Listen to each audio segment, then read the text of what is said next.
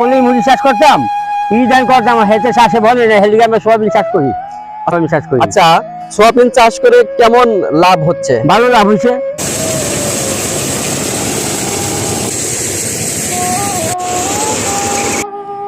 সম্মানিত দর্শক, আসসালামু আলাইকুম। কেমন আছেন সবাই? আশা করি ভালো আছেন। প্রতিভা ও উদ্যোক্তার খোঁজে ইউটিউব চ্যানেলের পক্ষ থেকে আপনাদের সবাইকে স্বাগতম। প্রীতি ও শুভেচ্ছা জানিয়ে নতুন একটি পর্ব শুরু করছি। তবে আজকে রয়েছে একটা সম্পূর্ণ নতুন একটা ভিডিও। এটা আমার কাছে নতুন। এটা হচ্ছে সোয়াবিন চাষ পদ্ধতি। আর এই সোয়াবিন চাষ পদ্ধতি, সোয়াবিন ক্ষেত দেখার জন্য আমি আসছি বরিশাল জেলার মুলাদি উপজেলার চর ডুমুরতলা গ্রামে। এখানে উদ্যোক্তারা সোয়াবিন চাষ করে আসছেন বেশ কয়েক বছর হলো, আমি জানি। সেই খোঁজ নিয়ে আজকে আপনাদেরকে এই সোয়াবিন চাষের উপর একটা প্রতিবেদন তৈরি করব। সে দর্শক, সে পর্যন্ত আমাদের সাথেই থাকুন। আরেকটি কথা, যারা আমার এই চ্যানেলে নতুন তারা আমার এই চ্যানেলটা সাবস্ক্রাইব করবেন, আর যারা সাবস্ক্রাইব করেছেন তাদেরকে অসংখ্য ধন্যবাদ। চলুন দেখা যাক দর্শক, আজকে সোয়াবিন চাষের খুঁটিনাটি বিস্তারিত তথ্য তুলে ধরব। সোয়াবিন চাষ করে তারা কীরকম লাভবান হচ্ছেন, কীরকম চাষ পদ্ধতি, এই সোয়াবিন চাষের উপর পুরো প্রতিবেদন থাকছে। দর্শক, সে পর্যন্ত আমাদের সাথে থাকুন। সোয়াবিনগুলো খেতে থেকে কেটে রোদ্রে শুকানোর পর হারভেস্ট করা হচ্ছে। এই যে সোয়াবিনের দানা। সোয়াবিনগুলো মূলত গো খাদ্য হিসেবে ব্যবহার হয়, গরুর খাদ্য হিসেবে ব্যবহার হয়। স্থানীয়দের সাথে কথা বলে জানা যায় যে এই সোয়াবিনগুলো বেসন হিসেবে ব্যবহার হয়, বেকারি বিস্কুট ফ্যাক্টরিতেও ব্যবহার করে। আসলে সোয়াবিনগুলো গরুর খাদ্য হিসাবে এবং এই বেকারির বিস্কুট এবং বেসন হিসাবে ব্যবহার হয়।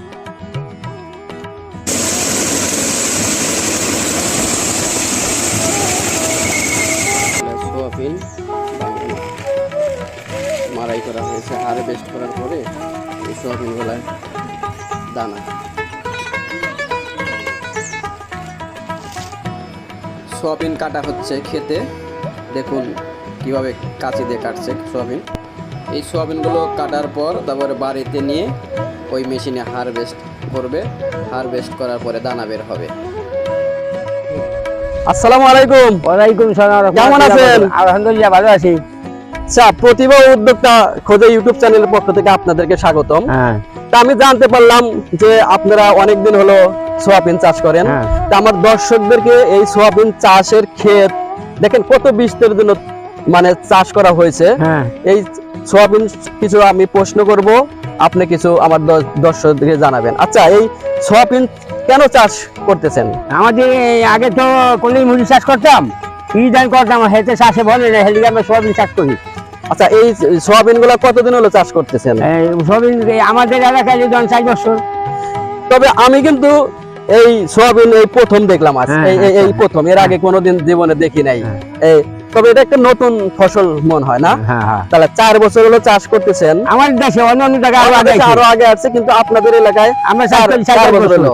এই জমিগুলোতে আগে আপনারা কি চাষ করতেন? আগে ইদান চাষ করতাম, কলি চাষ করতাম। কলির পরিবর্তে এখন এই সোয়াবিন চাষ শুরু করছেন। আচ্ছা, সোয়াবিন চাষ করে কেমন লাভ হচ্ছে? ভালো লাভ হয়েছে। হ্যাঁ। আচ্ছা, এটার চাষ পদ্ধতি সম্পর্কে যদি একটু বলেন, কিভাবে চাষ করেন? আমরা এইটা অর্গান পৌষের 15 হইতে মাঘের 15 পর্যন্ত চাষ করতে হয়।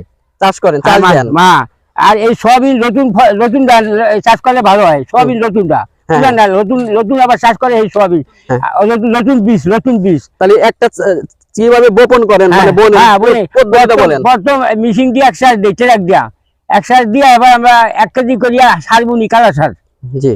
এরপর আধা কেজি করিয়া সয়াবিন বুনিয়া 2 সার দিয়ে আমরা ছুঁয়ে দিই। হ্যাঁ, শতাংশ শতাংশে আধা কেজি, আধা কেজি বপন করেন। শতাংশে 1 কেজি সয়াবিন, 1 পা সয়াবিন, 1 পা 300 গ্রাম সয়াবিন করাকে। তাহলে প্রথমে একটা চাষ দেন।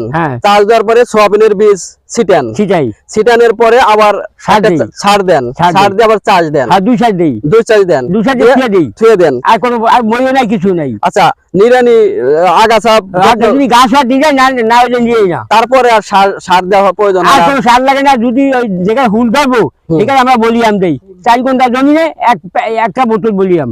মেশিন দিয়া। এটা দেওয়ার পরে আচ্ছা তাহলে এগুলা তো আপনারা বপন করছেন হচ্ছে পৌষের 15 হইতে মাঘের 15 এরপরে না এখন তো বৈশাখ মাসের প্রায় শেষের দিকে নাকি এখন কাটতেছেন তাই না?